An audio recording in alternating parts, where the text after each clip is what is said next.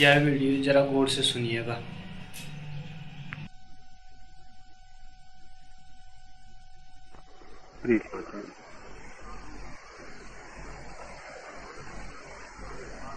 एक सुबह रामकृष्ण के पास एक धनिक आए। उसने उनके चरणों में आकर 1000 स्वर्ण मुद्राएं रखी और कहा कि इन्हें स्वीकार कर ले। रामकृष्ण कहने लगे उस धनिक से, तेरा मोह होगा इस धन के प्रति, तेरी आसक्ति होगी, क्यों तू व्यर्थ इन्हें खोता है। पर उस व्यक्ति ने कहा कि मुझे कोई मोह नहीं, मुझे कोई आसक्ति नहीं, मुझे आनंद होगा आप इन्हें स्वीकार कर लेंगे तो। रामकृष्ण ने कहा तुझे कोई मोह नहीं, आसक्ति नहीं, तो जा इन सारी मुद्राओं को नीचे गंगा पर फेंका, गंगा पर डाला। अब रामकृष्ण को भेंट की गई, मुद्राएं की गई और खुद रामकृष्ण ने कहा कि जाके गंगा में फेंका। तो वह आदमी पोटली बांधकर उन स्वर्ण मुद्राओं को गंगा के घाट पर ले गए। फिर कोई 1 घंटे बाद वो वापस लौटा। रामकृष्ण बार बार पूछने लगे कि गंगा में स्वर्ण मुद्राएं फेंकने में इतनी देर क्यों लग गई। फिर उन्होंने 2 व्यक्ति भेजे, उन्होंने लौट के बताया कि वो आदमी एक एक मुद्रा गिन के गंगा में फेंक रहा है। फिर वो आदमी लौटा। रामकृष्ण उससे कहने लगे कि जो काम एक ही बार में हो सकता था तूने व्यर्थ ही 1000 बार में किया। जो काम एक ही कदम में हो सकता था तूने व्यर्थ ही 1000 कदम उठाए। जिस चीज को फेंकना था उसे गिनने की क्या जरूरत थी। जिसे संभाल के रखना होता है उसे गिनना पड़ता है और जिसे फेंकना होता है उसे गिनना नहीं पड़ता है। तूने व्यर्थ ही घंटा भर खराब किया। तू किस लिए गिनती करता था। मनुष्य को उसकी सारी अंधश्रद्धाएं, सारी परंपराएं, सारे विश्वास एक साथ ही गंगा में फेंक देंगे। उनकी गिनती नहीं करनी। गिन गिन के फेंकिएगा तो आपका जीवन समाप्त हो जाएगा और आप उन्हें नहीं फेंक पाएंगे। क्योंकि वो आदमी तो 1000 मुद्राएं थी, गिन के फेंक भी आया था। घंटे भर में वो काम भी पूरा हो गया। लेकिन आदमी अगर गिन गिन के विश्वास फेंकेगा, गिन गिन के अंधापन फेंकेगा, तो जीवन बहुत छोटा है और अंधेपन का जाल बहुत बड़ा है। जीवन चुक जाएगा और अंधेपन से मुक्ति नहीं हो सकेगी।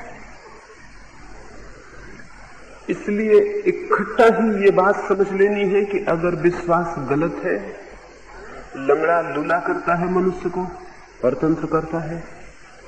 अगर ये दृष्टि और विवेक स्मरण में आता है तो फिर इस विचार में मत बैठे रहिए कि धीरे धीरे हम विश्वासों को छोड़ेंगे, धीरे धीरे हम जाल को तोड़ेंगे, धीरे धीरे हम बाहर निकलेंगे।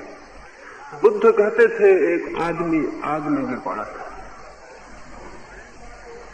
उससे लोगों ने कहा कि बाहर निकल आओ, तो वो आदमी छलांग लगा के बाहर निकल आया।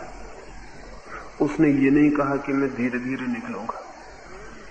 आग में गिर पड़ा आदमी धीरे धीरे बाहर नहीं निकलता और न ये कहता है कि मैं कल निकलूंगा, परसों निकलूंगा। आग में गिर पड़ा आदमी छलांग लगा के बाहर निकल आता है। लेकिन विश्वास की आग से भी ज्यादा बदतर और जलाने वाली है। आग तो शरीर को जलाती है, विश्वास पूरी आत्मा को जला डालती है। और उसमें पड़े हुए लोग कहते हैं हम धीरे धीरे आहिस्ता आहिस्ता कोशिश करेंगे और बाहर निकलेंगे। जब कोई ये कहता है मैं आग से धीरे धीरे बाहर निकलूंगा तो 2 बातें साफ है। या तो उसे आग दिखाई नहीं पड़ रही है और या फिर वो आत्महत्या करने को उतारू है, वो निकलना नहीं चाहते। विश्वास के बाहर निकलते समय जो आदमी कहता है मैं धीरे धीरे बाहर निकलूंगा, या तो उसे विश्वास की आग दिखाई नहीं पड़ रही है कि वो जलाती है प्राणों को, और या फिर वो आत्महंता है, आत्मघात करने को निश्चय कर बैठा है, वो बाहर निकलना नहीं चाहता। कल सुबह मैंने विश्वास नहीं विचार, अंधापन नहीं आंखें, स्वीकृति नहीं संदेह, इस पर पहले सूत्र पर आपसे बात की। जीवन क्रांति का पहला सूत्र है विश्वास नहीं विचार। विश्वास से जो चलता है उसके जीवन में कोई क्रांति संभव नहीं। विचार से जो चलता है उसे जीवन में क्रांति अनिवार्य है। विचार बुनियादी रूप से विद्रोही है, वो रिबेलियस है। विचार बुनियादी रूप से आंखें देता है और बतलाता है कहां भूल है कहां गलती है, और जब भूल दिखाई पड़ती है और गलती दिखाई पड़ती है तो उससे मुक्त हो जाना कठिन नहीं होता है। पहला सूत्र है विश्वास नहीं विचार, इस पर कल हमने बात की। आज दूसरे सूत्र पर हम बात करेंगे। जीवन क्रांति का दूसरा सूत्र क्या है? दूसरा सूत्र है ज्ञान नहीं विस्मय। विश्वास को पकड़ के चलते रहेंगे तो आप ज्ञानी होते चले जाएंगे, और जिसको हम ज्ञानी कहते हैं, जिसको हम पंडित कहते हैं, जिसको हम लर्निंग कहते हैं, वो आदमी कभी भी धार्मिक नहीं हो पाता। ज्ञान का जिसे अहंकार पैदा हो जाता है उसके जीवन में धर्म की कोई शुरुआत नहीं होती, और ज्ञान का जिसको भ्रम हो जाता है उसके जीवन में आनंद का कभी कोई संबंध नहीं होता। ज्ञान की भूल में जो पड़ जाता है वो अज्ञानी से भी ज्यादा अंधेरे मार्गों पर भटक जाता है, और ज्ञान की भूल सारी मनुष्य जाति को हो गई है। इसलिए जितना ज्ञान बढ़ता गया तथाकथित ज्ञान, उतना ही आदमी अधार्मिक, उतना ही आदमी अंधकारपूर्ण, उतना ही आदमी अहंकारी, उतना ही आदमी जटिल और कठिन होता चला गया है। ज्ञान ने मनुष्य की आंखें बंद कर दी है, और ज्ञान सरासर झूठ है और असत्य है। हमें कुछ भी पता नहीं है। सत्य यह है कि हमें कुछ भी पता नहीं है जीवन के संबंध में। राह के किनारे पड़े पत्थर को भी हम नहीं जानते, लेकिन आकाश में बैठे परमात्मा के संबंध में हम प्रवचन दे सकते हैं। अज्ञात है सब कुछ। जीवन एक रहस्य है, और रहस्य से जो संबंधित होना चाहता हो उसे विस्मय की आंखें चाहिए उसके पास। रहस्य को केवल वही जान पाता है जो विस्मय विमुग्ध हो जाता है, जो रहस्य से आपूरित हो जाता है, जो अपने अज्ञान को अनुभव करता है और चुप और मौन खड़ा रह जाता है। ज्ञानी चुप और मौन खड़ा नहीं रह पाता, वो जानता है, उसे सब कुछ पता है, उसे सब कुछ ज्ञात है। जिसको भी ये भ्रम पैदा हो जाता है कि मुझे सब कुछ ज्ञात है, बस उसके द्वार बंद हो गए, उसकी यात्रा समाप्त हो गई। 3000 वर्षों में मनुष्य ने अगर कोई सबसे खतरनाक ईजाद की है तो वह इस बात की ईजाद की है कि उसने ये भ्रम पैदा कर लिया है कि हम जानते हैं। क्या जानते हैं? हम स्वयं को भी नहीं जानते, और तो जानना बहुत दूर है। लेकिन हमारे पास प्रत्येक बात के लिए रेडीमेड उत्तर तैयार है।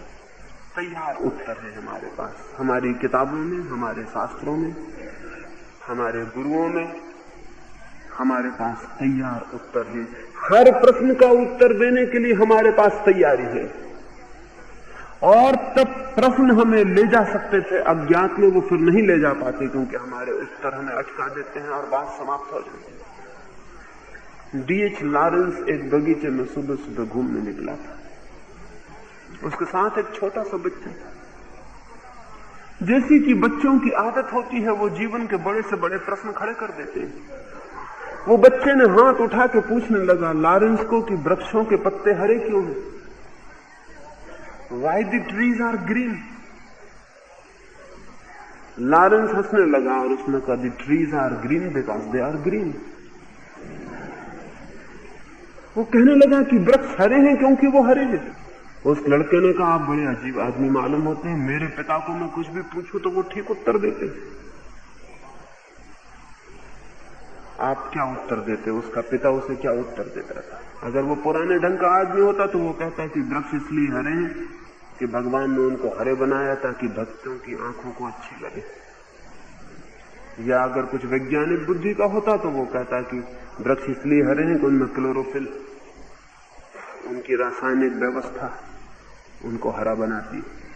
लेकिन लॉरेंस ने बड़ा धार्मिक उत्तर दिया। उसने कहा कि they are green because they are green, वे हरे हैं क्योंकि वे हरे। लॉरेंस ने यह कहा कि हमको पता नहीं कि वे क्यों हरे, हम नहीं जानते कि वे क्यों हरे हैं, वे बस हरे हैं, हरे दिखाई पड़ते हैं और हमारे पास कोई भी उत्तर नहीं है कि वे क्यों हरे। क्या आपको समझ में आता है? इस उत्तर में बड़ी अद्भुत बात है। इस उत्तर में प्रश्न की हत्या नहीं की गई, प्रश्न फिर मौजूद खड़ा रह गया। इसमें कोई बंधा हुआ उत्तर नहीं दिया गया। इसमें उत्तर देने वाले ने यह ख्याल नहीं लिया कि मैं जानता हूं, है कि वो जानता है कि मैं नहीं जानता हूं। न जानने का बोध धार्मिक आदमी का लक्षण। पंडित का बोध उल्टा है, वो जानता है कि मैं जानता हूं, इसलिए पंडित कभी भी धार्मिक नहीं हो पाता। वे लोग जो शराब खानों में शराब पीते हैं, वे लोग जो वेश्याघरों में नृत्य देखते हैं, कभी धार्मिक हो सकते हैं, लेकिन वे लोग जो शास्त्रों का बोझ लेके चलते हैं, वे कभी भी धार्मिक नहीं हो सकते। शराब पीने वाला कभी धर्म की ओर आ सकता है और वेश्यालयों में निवास करने वाला कभी धर्म की ओर आ सकता है, लेकिन शब्दों में और ज्ञान में निवास करने वाला, शब्दों और ज्ञान की शराब को पी लेने वाला कभी धर्म के पास नहीं आ पाता। एक दीवार खड़ी हो जाती है इस बात की कि मैं जानता हूं, और जिस आदमी को यह ख्याल पैदा हो जाता है कि मैं जानता हूं, वो ये भूल ही जाता है कि आदमी की सामर्थ्य कितनी और सत्य कितना बड़ा है, सत्य कितना अनंत है और कितना अनादि है, सत्य कितना असीम है और मैं कितना सीमित और कितना छोटा हूं। ये वैसे ही है जैसे कोई चला जाए समुद्र के किनारे और अपनी गगरी में पूरे सागर को भर लेना चाहे, और अगर कोई आदमी आ जाए अपनी गगरी में सागर को भर के और कहने लगे सागर को मैंने अपनी गगरी में भर लिया, तो हम उस पर हंसेंगे और कहेंगे तुम पागल हो, सागर को कोई कैसे गागर में भर सकता है? गागर तो तोड़ी जा सकती है सागर में जाकर, लेकिन सागर गागर में घर नहीं लाया जा सकता। लेकिन ज्ञानी को, तथाकथित पंडित को लगता है कि वो परमात्मा को जान के आ गया है, उसने जान लिया है सब। जाना उसने कुछ भी नहीं है सिवाय शब्दों के, सिवाय सिद्धांतों के, सिवाय शास्त्रों के। वो सभी शास्त्रों, सभी सिद्धांतों का एक संग्रह हो गया है, और सभी तरह के संग्रह मनुष्य के अहंकार को प्रगाढ़ करते हैं, मजबूत करते हैं। संग्रह चाहे धन का हो, एक आदमी रुपए इकट्ठे करता चला जाता है, रुपयों की संख्या बढ़ती चली जाती है और वो आदमी बड़ा होने लगता है कि मेरे पास इतना है, मेरे पास इतना है, मेरे पास इतना है। उसके पास जितना होता चला जाता है उतना वो आदमी और उसका अहंकार मजबूत होता चला जाता है कि मैं कुछ हूं। एक आदमी धन इकट्ठा करता है, दूसरा आदमी ज्ञान इकट्ठा करता है, इन दोनों में कोई फर्क नहीं। धन के सिक्के बताते हैं कि मैं कुछ हूं, फिर ज्ञान के सिक्के और शब्द बताने लगते हैं कि मैं कुछ हूं। और धनी एक लिहाज से ज्ञानी के मुकाबले कमजोर है, उसकी चोरी हो सकती है, उसके घर में आग लग सकती है, उसका दिवाला निकल सकता है, लेकिन ज्ञानी की न चोरी हो सकती, न आग लग सकती, न दिवाला निकल सकता है। तो ज्ञान की संपदा ज्यादा सुरक्षित है। तो हमारे इस पृथ्वी पर जो लोग थोड़े लोभी हैं वे धन इकट्ठा करते हैं, जो ज्यादा लोभी हैं वे ज्ञान इकट्ठा करते हैं। जिनकी ग्रीड, जिनका लोभ साधारण सिक्कों से तृप्त नहीं होता, वे सिद्धांतों के और शब्दों के सिक्के इकट्ठे करते हैं। वे उपनिषद और वेद और गीता और कुरान इकट्ठी करते हैं। और उन सबको संग्रहित करके वे समझते हैं हमने कोई संपदा इकट्ठी कर ली, हम कुछ हो गए हैं। लेकिन परमात्मा के समक्ष किसी भी भांति की संपदा लेकर कोई भी प्रवेश नहीं पा सकता है। जीसस क्राइस्ट कहते थे, सुई के छेद से ऊंट निकल जाए, लेकिन परमात्मा के स्वर्ग में धनी आदमी प्रवेश नहीं पा सकेगा। लेकिन शायद लोग सोचते होंगे कि धनी आदमी से मतलब वह है जिसके पास रुपए हैं। रुपए का ही सवाल नहीं है, जिसके पास किसी भी तरह का संग्रह है वो धनी आदमी है। जिसके पास कोई संग्रह नहीं है वही आदमी निर्धन है। वही आदमी ऐसा है जिसके पास कोई संपदा नहीं। आखिर संपदा और संग्रह से क्राइस्ट को इतना विरोध क्या है? विरोध यह है कि जहां संग्रह है वहां अहंकार है, वहां ईगो है। जहां संग्रह है वहां ये ख्याल है कि मैं कुछ हूं, और जहां ये ख्याल है कि मैं कुछ हूं वहां परमात्मा से मिलना असंभव हो गया। क्योंकि उस द्वार पर तो वे ही प्रवेश पाते हैं जो जान लेते हैं कि हम कुछ भी नहीं। जो शून्य होकर वहां जाते हैं वे प्रवेश पा जाते हैं। जो कुछ होकर वहां जाते हैं वे प्रवेश नहीं पाते। प्रेम का द्वार उन्हीं के लिए खुलता है जिनका अहंकार नहीं। प्रार्थना का द्वार भी उन्हीं के लिए खुलता है, परमात्मा का द्वार भी उन्हीं के लिए खुलता है। एक फकीर था अगस्टिनस, वो 30 वर्षों से ज्ञान इकट्ठा कर रहा था। जितने शास्त्र उपलब्ध थे उसने पढ़ा दिए, उसने कंठस्थ कर दिए, वो सब जान लिया था जो जाना जा सकता था, लेकिन परमात्मा की कोई खबर न मिली थी। फिर वो घबराया, फिर वो चिंतित और दुखी हो गया, फिर वो तपस्या में लग गया, फिर उसने उपवास किए, फिर वो भूखा रहा और धूप आतप सहे, शरीर को उसने सुखा डाला, लेकिन फिर भी कोई परमात्मा की सुगंध न मिली। तब एक सुबह वो निराश और उदास होकर आत्महत्या करने समुद्र के किनारे चला गया। सुबह थी और अभी सूरज निकलने को था।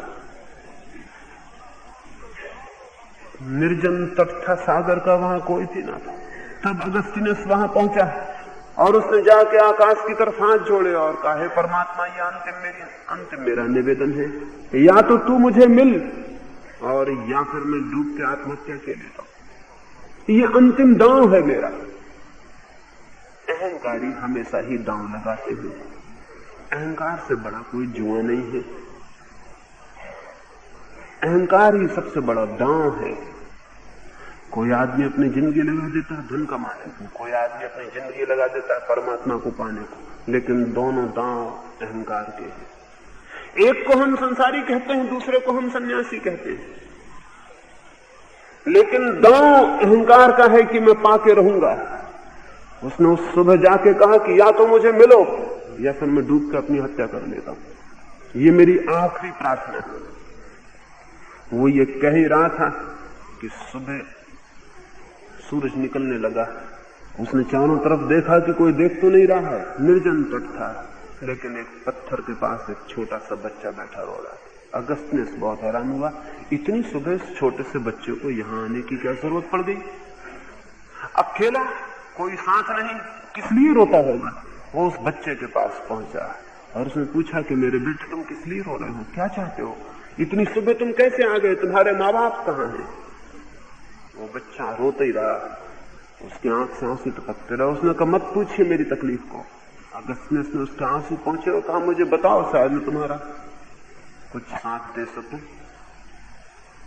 उस बच्चे ने अपने हाथ में एक प्याली ले रखी थी और अगस्तिनस को कहा कि ये प्याली है, मैं इसमें समुद्र को भरना चाहता हूं, लेकिन समुद्र इसमें भरता नहीं। तो मैं घबरा गया हूं, मैंने बहुत कोशिश कर ली और आज मैं तय करके आया हूं कि या तो समुद्र को भर के घर लौटूंगा या फिर नहीं लौटूंगा। अगस्तिनस के सामने जैसे बिजली कौंधी, जैसे अंधेरे घर में कोई दिया जल गया।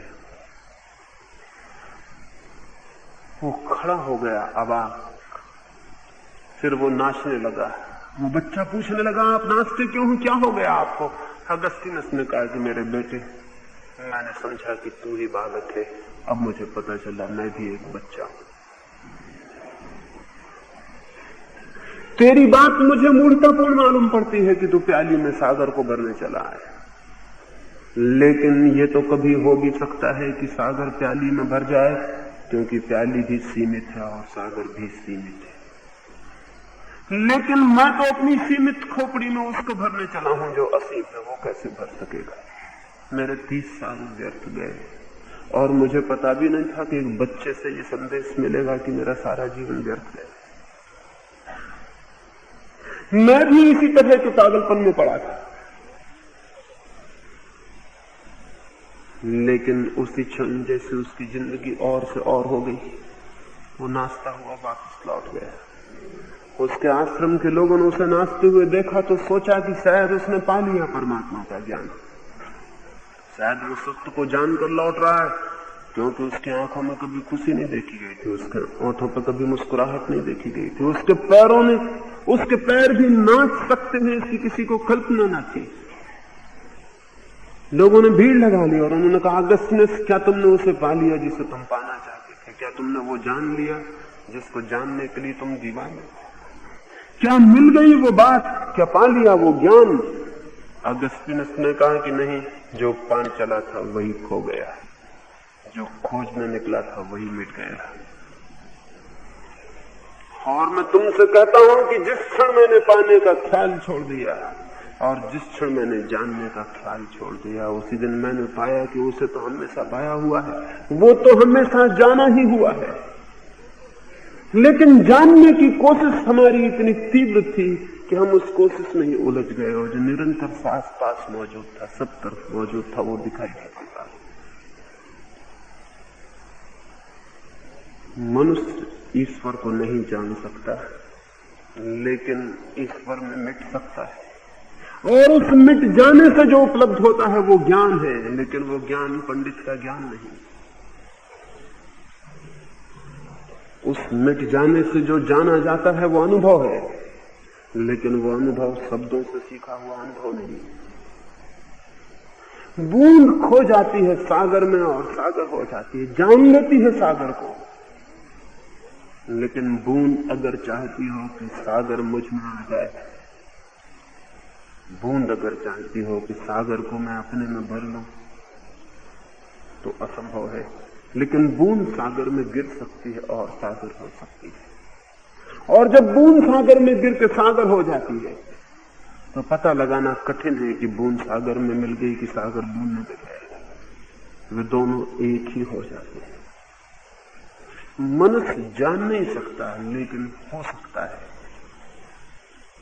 मनुष्य पा नहीं सकता, लेकिन हो सकता है। मनुष्य परमात्मा हो सकता है, और वो जो होना है, वो जो हो जाना है, वही जानना है। लेकिन वो जानना शास्त्रों से नहीं मिलता, शब्दों से नहीं मिलता, सिद्धांतों से नहीं मिलता। सिद्धांत और शास्त्र तो एक झूठा ज्ञान देते हैं आदमी को, एक सब्स्टिट्यूट नॉलेज देते हैं, एक झूठा ज्ञान देते हैं, जिससे भ्रम पैदा होता है कि हमने जान लिया और हम बिना जाने रह जाते हैं। वो अज्ञान बेहतर जो जानता है कि नहीं जानते, उस ज्ञान से जिसको ये ख्याल होता है कि हम जानते हैं। अज्ञान तो कभी न कभी ले जाएगा प्रभु के किनारे पर, लेकिन ज्ञान रोक लेगा, क्योंकि फिर जानने को कुछ शेष नहीं रह जाता, इसलिए जाने को भी कुछ शेष नहीं रह जाता। दूसरी बात स्मरण रख लेनी जैसी है कि कहीं हम ज्ञानी तो नहीं हो गए, अन्यथा हमारे जीवन में क्रांति नहीं हो सकेगी। और ज्ञानी होने का मजा ऐसा है जिसका कोई हिसाब नहीं। 4 शब्द कोई सीख ले और ज्ञानी हो जाए, 4 शास्त्र कोई पढ़ ले और ज्ञानी हो जाए। स्मृति को ही ज्ञान समझ लेता है, जो बात याद हो जाती सोच लेता है ये मैंने जान लिया। स्मृति ज्ञान नहीं है, ज्ञान बात ही और है। स्मृति से जो आता है वे केवल शब्द हैं, और स्मृति जब शून्य हो जाती तब जो उतरता है वो ज्ञान। स्मृति तो आदमी को एक हौज बना देती है, ज्ञान आदमी को बनाता है एक कुआं। कुएं और हौज का फर्क तो आपको ख्याल में है। हम सभी जानते हैं कि क्या फर्क है उनमें। देखने में ऊपर से एक जैसे मालूम पड़ते हैं, हौज भी कुआं मालूम पड़ती है, कुआं भी हौज मालूम पड़ती है, लेकिन उनमें बुनियादी फर्क है, उनमें आत्मिक फर्क है। हौज का सारा पानी उधार है, अपना उसके पास कुछ भी नहीं। कुएं के पास सब कुछ अपना है, उधार कुछ भी नहीं। कुएं के पास अपनी आत्मा है, हौज के पास अपनी कोई आत्मा नहीं। एक आदमी कुआं खोदता है तो उसे जमीन खोद के अलग करनी पड़ती, मिट्टी पत्थर निकाल डालने पड़ते, फिर पानी अपने आप प्रकट होता है। पानी कहीं से लाना नहीं पड़ता, पानी मौजूद है। हम जहां बैठे हैं उस जमीन के नीचे भी पानी मौजूद है। पानी नहीं लाना है कहीं से, सिर्फ बीच की परतों को अलग कर देना, बीच की बाधाओं को दूर कर देना, सिर्फ बीच के पर्दे अलग कर देना है, तो नीचे पानी मौजूद है। पानी नहीं लाना है, पर्दे दूर करना है, बाधाएं हटा देनी है। निगेटिव काम है, नकारात्मक काम है, पॉजिटिव कोई काम नहीं है। पानी को लाना नहीं है कहीं से, सिर्फ बीच में बाधाएं हैं, पानी मौजूद है, बीच की दीवार को तोड़ देना है और पानी मिल जाएगा। कुछ तोड़ना है, कुछ लाना नहीं है, कुछ हटाना है, कुछ लाना नहीं है। लेकिन हौज बनाता है एक आदमी तो उसे पॉजिटिव काम करना पड़ता है, उसे विधायक काम करना पड़ता है। उसे पहले ईंट गारा मिट्टी लानी पड़ती ताकि दीवारें जोड़े और हौज बनाए, फिर उसे पानी भी लाना पड़ता ताकि उन दीवारों में भरे और रोके। हौज लाने वाले को सब कुछ लाना पड़ता है, कुआं खोदने वाले को सब कुछ हटाना पड़ता है। ज्ञान कुएं जैसी प्रक्रिया है, चित्त पर से कुछ चीज हटानी पड़ती है, भीतर जल स्रोत उपलब्ध है, वो फूट पड़ते हैं, उनके झरने प्रकट होते हैं। पंडित हौज जैसी प्रक्रिया है, उसे सब कुछ लाना पड़ता है, गीता से, कुरान से, बाइबल से, बुद्ध से, महावीर से, सब लाला के इकट्ठा करना पड़ता है, दीवार बनानी पड़ती है, उसमें फिर पानी उधार भरना पड़ता है। पंडित एक हौज है। और बड़े मजे हैं, न केवल हौज और कुएं की बनने की प्रक्रिया अलग है, उनके परिणाम भी स्वभावतः अलग होंगे। कुआं हमेशा चिल्लाता रहता है, मेरे पानी को निकालो, मेरे पानी को निकालो, क्योंकि जितना पानी निकल जाता है उतना नया पानी आ जाता है। हौज चिल्लाती रहती, मेरे पानी को मत निकालना, क्योंकि पानी निकला कि वो खाली हो जाता है। हौज कहती है, मुझ में पानी डालो, मुझसे निकालना मत। हौज संग्रह करती है और छोड़ने से डरती है, बांटने से डरती है। कुआं बांटना चाहता है, संग्रह से डरता है। कुआं इकट्ठा नहीं करना चाहता, कुआं लुटा देना चाहता है।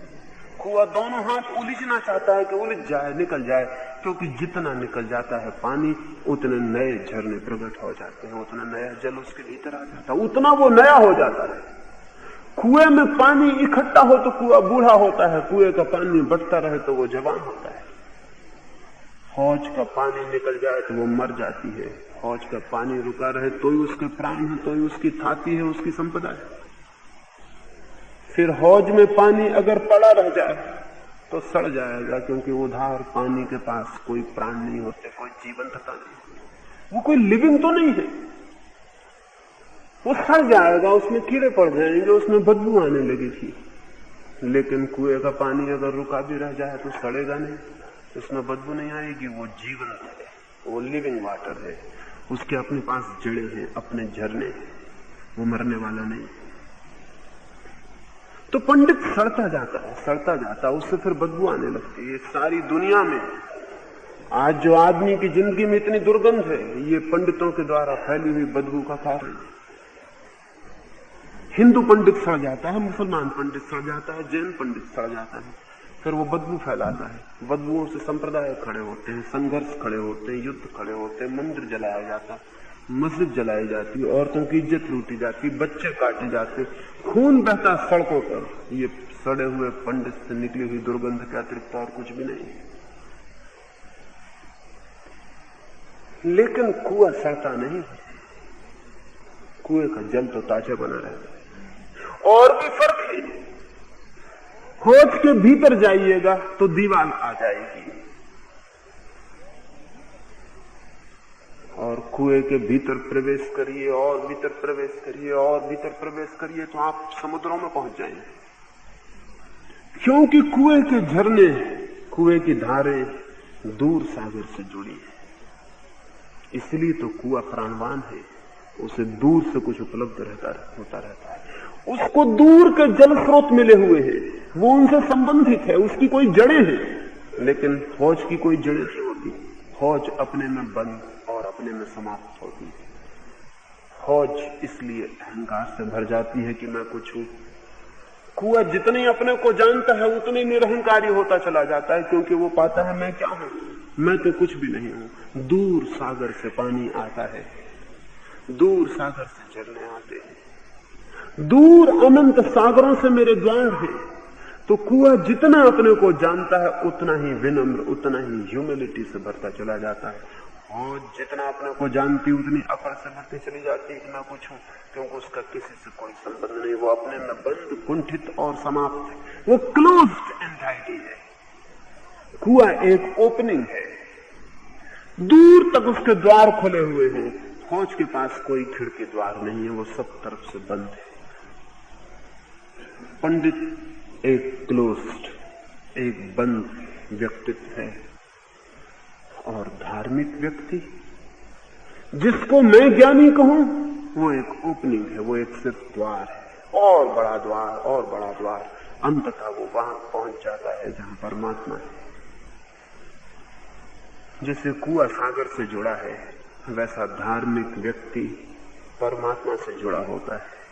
जैसे फौज किसी से भी नहीं जुड़ी होती, सिर्फ उधार होती है, वैसे ही पंडित भी उधार होता है और किसी से भी जुड़ा हुआ नहीं होता। धार्मिक व्यक्ति को क्या बनना है, फौज बनना है या कुआं बनना है? हम सब कुआं बनने की कोशिश में ही लगे रहते हैं। हमारे प्राणों की प्यास कुआं बनने की है, हमारी आकांक्षा, हमारी अभीप्सा कुआं बनने की है। हम सब ज्ञान पाना चाहते हैं, लेकिन कुआं बनना थोड़ा कठिन, थोड़ा खोदना पड़ता है, थोड़ा अलग करना पड़ता है। अनजान रास्ता है कुएं का। जल स्रोत निकलेगा कि नहीं निकलेगा, बीच में कोई चट्टान आ जाएगी या क्या होगा, कितना खोदना पड़ेगा पता नहीं। हौज बड़ा साफ सुथरा रास्ता है। हौज का घर तो ऊपर बना लेते हैं, कोई डर नहीं है, और उधार पानी बहुत मिल जाता है, उसका भी कोई खतरा नहीं है। हौज बड़ी सरल है, सुविधापूर्ण है, कठिनाई नहीं है, कोई कुछ करना नहीं पड़ता है। कुआं खोदने में कुछ करना पड़ता है, और कुआं खोदने में जोखिम है कि हो सकता है जल स्रोत मिले या न मिले, हो सकता है चट्टान आ जाए और आगे न बढ़ा जा सके। लेकिन इस लिहाज से हौज बड़ी सुरक्षा की बात है, कोई खतरा नहीं, कोई जोखिम नहीं। जितने कमजोर लोग हैं इसलिए वे हौज बना के तृप्त हो जाते हैं, जितने आलसी लोग हैं वे हौज बना के तृप्त हो जाते हैं, जितने सुस्त लोग हैं वे सब हौज बना के तृप्त हो जाते हैं। लेकिन वे भली भांति स्मरण रखें कि हौज उनके प्राणों की प्यास को पूरा नहीं कर सकेगी, उनके प्राणों की अभीप्सा उससे पूरी नहीं होगी, क्योंकि प्राणों की मांग तो उसके लिए है जो जीवंत हो, मृत के लिए नहीं। प्राणों की मांग तो उसके लिए है जो अनंत और अनादि से जोड़ दे। सीमित दीवालों में बंद हौज के लिए उसकी आकांक्षा नहीं। प्राण तो असीम और अनंत होना चाहते हैं, प्राण तो सागर पाना चाहते हैं, और आप उन्हें छोटी हौजें देकर तृप्त करना चाहते हैं। इसलिए कोई तृप्ति उपलब्ध नहीं होती, और जब तृप्ति उपलब्ध नहीं होती तो आदमी क्या भूल करता है, हौज कोई और बड़ी करने लगता है, और बड़ी करने लगता है। लेकिन हौज कितनी ही बड़ी हो जाए, हौज कुआं नहीं बन सकती, और कुआं कितना ही छोटा हो तो भी अनंत से जुड़ा हुआ है।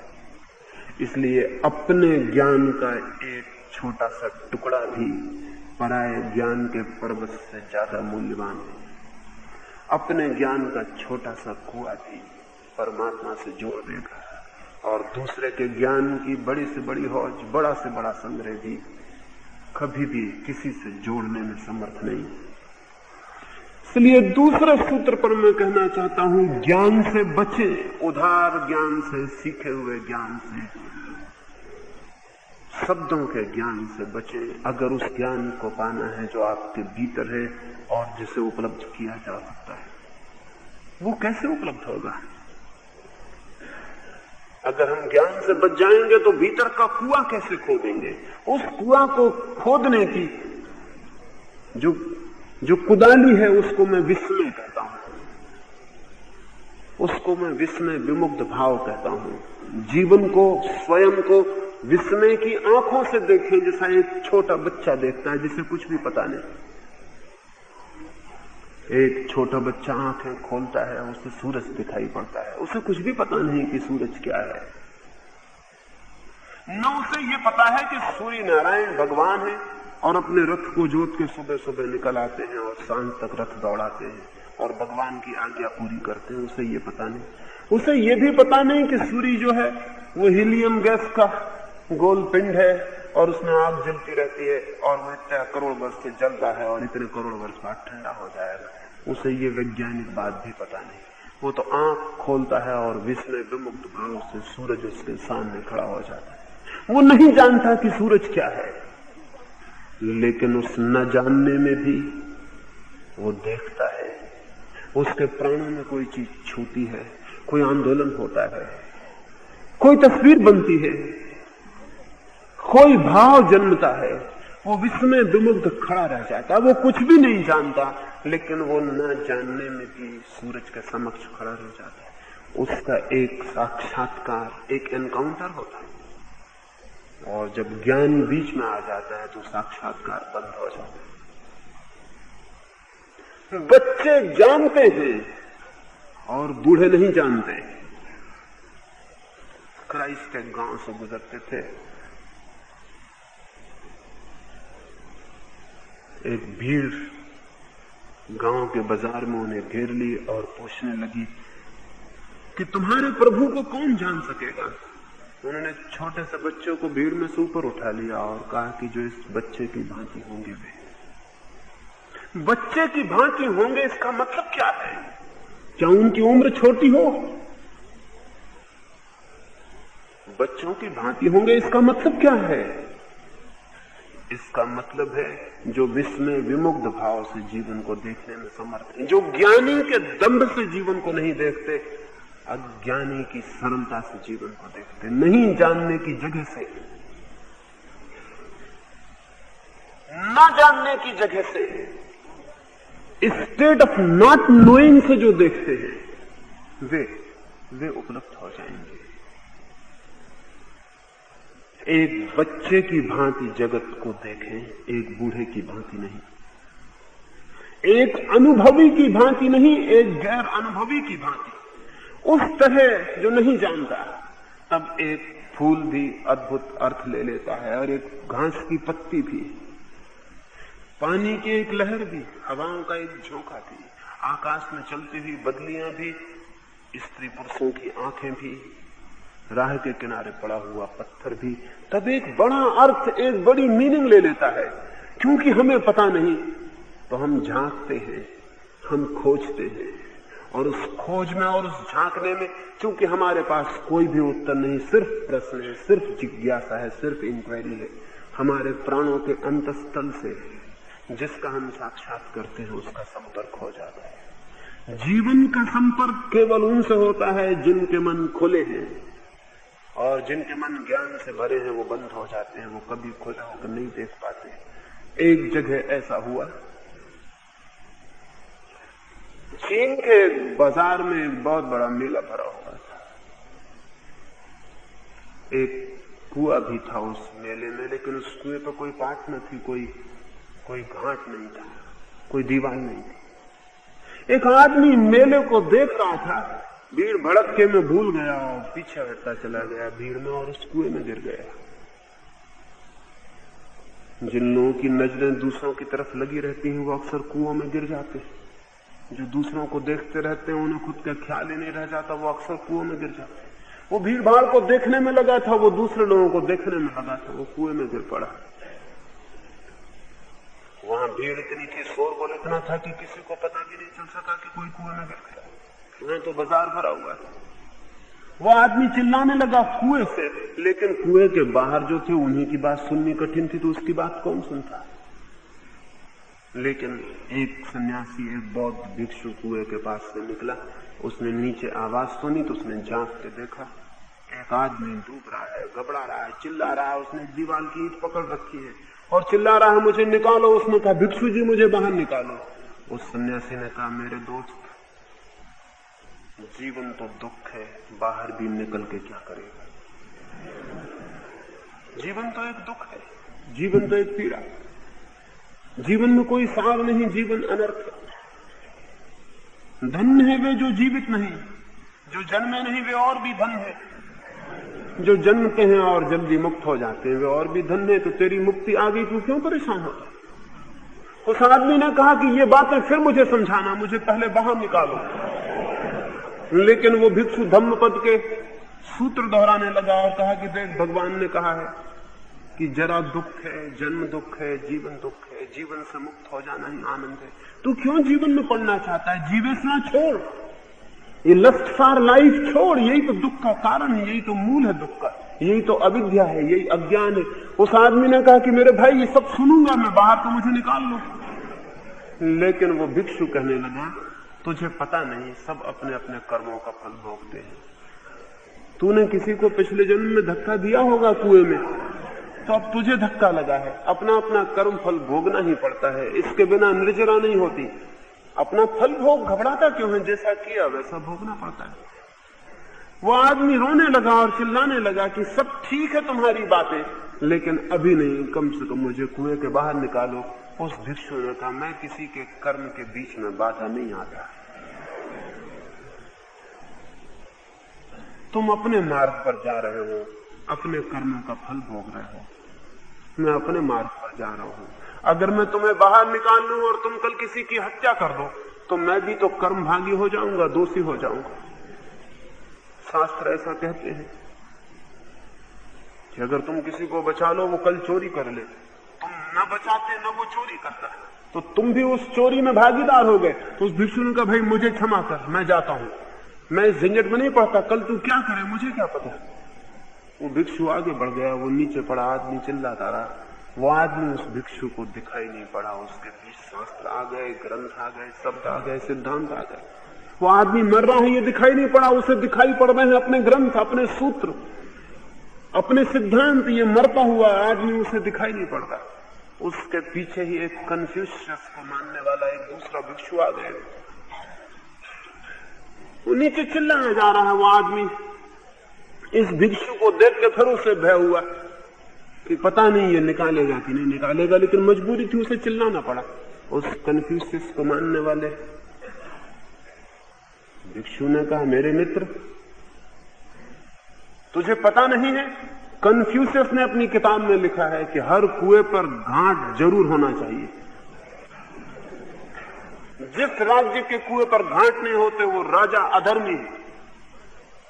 तू बिल्कुल मत घबरा, हम जाएंगे और प्रचार करेंगे। अभी मैं मेले में जाता हूं और सभा करूंगा और कहूंगा कि हर कुएं पे घाट होना चाहिए। उस आदमी ने कहा, वो ठीक है, लेकिन अभी मैं मर रहा हूं। उसने कहा, तेरा सवाल नहीं है, सवाल कुएं पे घाट होने का है।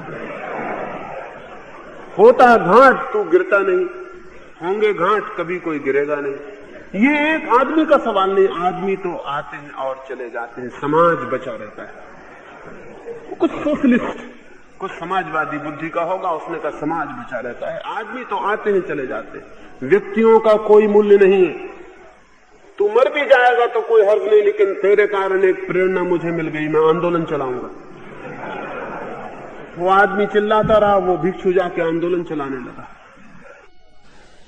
नेता इसी तरह के लोग होते दुनिया में, वो आदमी को नहीं देखते, आंदोलन मूल्यवान होते। वो जाके भीड़ में उसने सभा शुरू कर दी और लोगों से कहा कि आंदोलन चलाओ, राज्य के प्रत्येक कुएं पे घाट होना चाहिए। वो देखो एक आदमी सामने मर रहा है।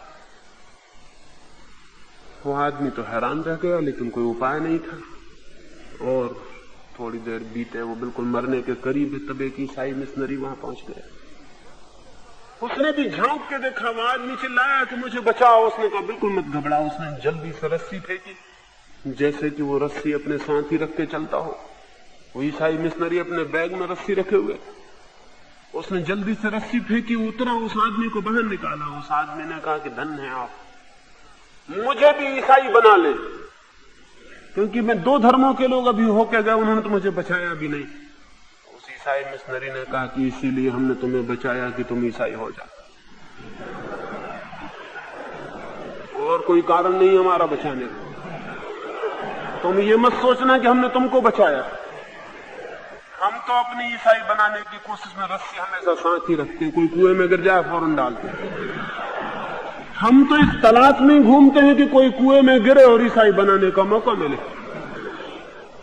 और तू ये मत सोच कि हमें कुछ ईसाई बनाने से तुझ में कोई उत्सुकता है।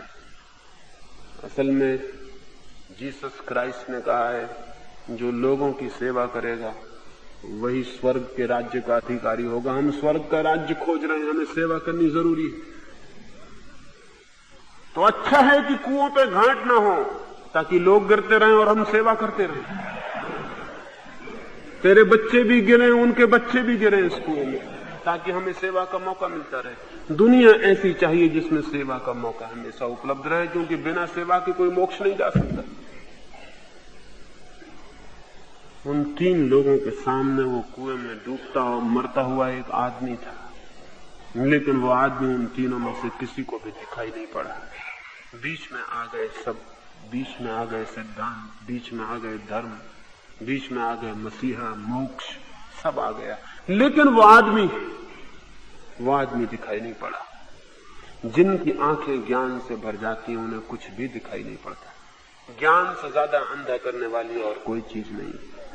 इसलिए बूढ़े अंधे हो जाते हैं। बच्चों के पास आंखें होती हैं, लेकिन वे बूढ़े धन हैं जो सारे जीवन की दौड़ने के बाद भी बच्चों की आंखें अपने में बचाने में समर्थ हो जाते हैं, पात्र हो जाते हैं। बच्चों की आंख जो बूढ़ा बचा लेता है, वो जीवन के सत्य को भी जान लेता है।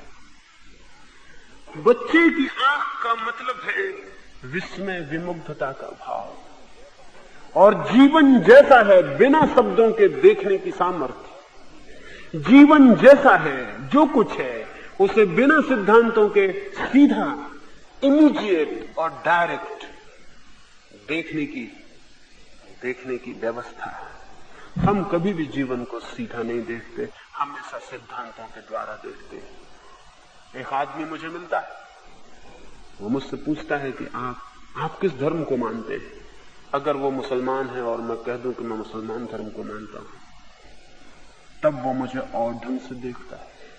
और अगर मैं कह दूं मैं हिंदू हूं, मैं मुसलमान धर्म को नहीं मानता, तो वो मुझे और ढंग से देखता है। अगर मैं कह दूं कि मैं नास्तिक हूं, मैं धर्मों को मानता ही नहीं, तो मुझे और ढंग से देखता है। तीनों हालतों में मैं ही हूं, लेकिन तीनों हालतों में उसके देखने के ढंग बदल जाते हैं। वो मुझे नहीं देखता, बीच में कोई चीज आ गई है, उसके द्वारा देखता है। और जब भी कोई आदमी जीवन को किसी चीज के माध्यम से देखता है, तब वो जीवन को नहीं देख पाता। और जीवन को ही जो नहीं देख पाता, वो परमात्मा को कभी नहीं देख पाएगा, क्योंकि परमात्मा जीवन में जो सारभूत है, जीवन में जो प्राणभूत है, जीवन ही तो परमात्मा है। लेकिन हम तो कुछ भी नहीं देख पाते। हमारा देखना एकदम अंधा देखना है, क्योंकि सब जगह ज्ञान, सब जगह ज्ञान, सब जगह शास्त्र हमें घेरे हुए, हम उन्हीं के माध्यम से देखते हैं। हम जान ही नहीं पाते। एक फकीर था, मुल्ला नसरुद्दीन, एक मित्र ने उसे कुछ मांस भेंट कर दिए, और साथ में एक किताब भी दे दी जिसमें मांस पकाने की विधि लिखी हुई थी, पाक शास्त्र रहा होगा। वो किताब और मांस लेके अपने घर की तरफ खुशी से चला। वो अपनी खुशी में भागा जा रहा था और एक चील ने झपट्टा मारा, उसका मांस ले गई। उसने चील को देखा और उसने कहा, मूर्ख, ले जा, मांस का क्या करेगी, किताब तो मेरे पास है, बनाने की तरकीब मेरे पास है। वो अपने घर पहुंचा और उसने अपनी पत्नी से कहा, बड़ा मजाक हो गया, एक चील मूर्ख बन गई है, मांस ले गई मूर्ख, उसको पता नहीं कि बनाने की तरकीब मेरे पास। उसकी पत्नी ने कहा कि धन्य हो पंडित राज, तुम धन्य हो। चील को किताबों की जरूरत नहीं है, चील का मांस से सीधा संबंध हो जाता है, तो किताब की आदमियों को जरूरत है। मजाक चील के साथ नहीं, तुम्हारे साथ हो गई। मूर्ख तुम बन गए हो, लेकिन हम सबके साथ ही मजाक हो गई। जिंदगी से कोई सीधा संबंध नहीं, बीच में किताबें हैं और हम सोचते हैं किताब हमारे हाथ में है तो सब कुछ हमारे हाथ में। जिसके हाथ में सिर्फ किताब है उसके हाथ में कुछ भी नहीं है, उसका हाथ खाली है। और खाली हाथ से भी बदतर है, क्योंकि खाली हाथ में कभी कुछ हो सकता था, इसका हाथ पहले से कचरे से भरा हुआ है, इसके हाथ में कभी भी कुछ नहीं हो सकेगा। जिंदगी को जानना और जीना है, किताबों को ढोना नहीं है। लेकिन हम सारे लोग किताबों को ढोकर ज्ञानी बने हुए हैं, और इसलिए हमारा धर्म से, सत्य से, प्रभु से कोई संबंध नहीं हो पाता। दूसरा सूत्र, ज्ञान नहीं विस्मय, बूढ़ी आंखें नहीं, अनुभव से बूढ़ी आंखें नहीं, सीखी हुई बूढ़ी आंखें नहीं, अनसीखी हुई, अनलर्न, सीखी सरल बच्चों जैसी इनोसेंट निर्दोष आंखें, वे ही आंखें जीवन के सत्य को उघाड़ने में समर्थ होती। ये मैंने दूसरे सूत्र के संबंध में थोड़ी सी बात कही। कल सुबह तीसरे सूत्र के संबंध में आपसे कहूंगा। मेरी बातों को इतनी शांति और इतने प्रेम से सुना, सब बहुत बहुत अनुग्रहित हूं, और अंत में सबके भीतर बैठे परमात्मा को प्रणाम करता हूं। मेरे प्रणाम स्वीकार करें। अगर यह वीडियो आपको अच्छी लग रही हो तो वीडियो को लाइक और चैनल को सब्सक्राइब करें।